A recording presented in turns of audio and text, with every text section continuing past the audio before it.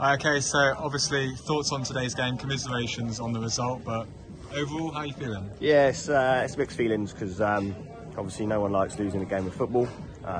We appreciated what we were going into today, which was against a very strong Poole side that I think are unbeaten in 14. Saw the team sheet, knew they were going to go strong. Obviously we've rested 90% of our first team players and brought a lot of 23s here today.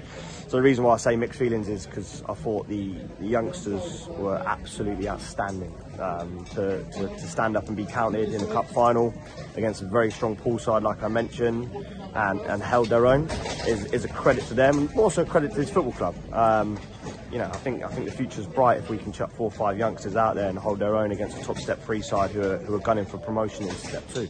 So mixed feelings. Obviously, no one likes losing a game of football, especially a cup final. But I think from an internal perspective, from a club perspective, if I was a supporter to see them youngsters out there fighting for the badge, I would leave here with a proud feeling as well. So yeah, mixed feelings. 100%. Ben Thompson came off in the 39th minute. Was that planned, or was that? Yeah, we was hoping to get Tomo through to half time.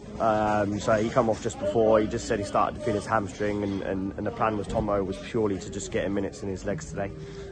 So yeah, it was a precaution because he just felt his hamstring a little bit, but he was always going to come off at half time. So he'd done 40 minutes in the end. He got a good solid 40 minutes in. We'll recover him tomorrow, and hopefully he'll be available for selection on Saturday.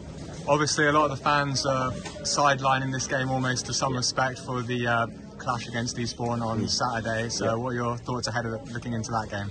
Yeah, so all the boys are in tomorrow. So the boys that played today will recover tomorrow separately, and obviously the boys that didn't play today, we'll train and prepare like we would any other game. We've just brought training forward a day, so actually they'll get 2 days recovery ahead of Eastbourne on Saturday. So in terms, it's been a good week for us because we've managed to get minutes into players' legs that needed it. But also we've managed to rest some players that probably needed some rest as well. So we'll prepare. We look solely ahead to Eastbourne on Saturday now, and that will be our focus driving home tonight, ready to prepare a session for the boys ahead of Eastbourne on Saturday. After some of the performance of the under-23s, are any of them going to be in the squad for Eastbourne, do you know?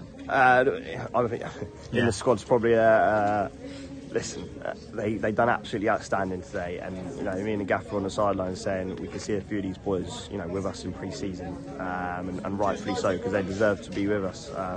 I thought Callum, the centre half, was absolutely outstanding, and I'm looking forward to working with him, shall I say. But that doesn't take anything away from the rest of the 23s. But for me, I thought he stood out. I thought he was a man out there. You could tell he's played men's football, and I thought he dealt with some really experienced Step 3 forwards quite comfortably.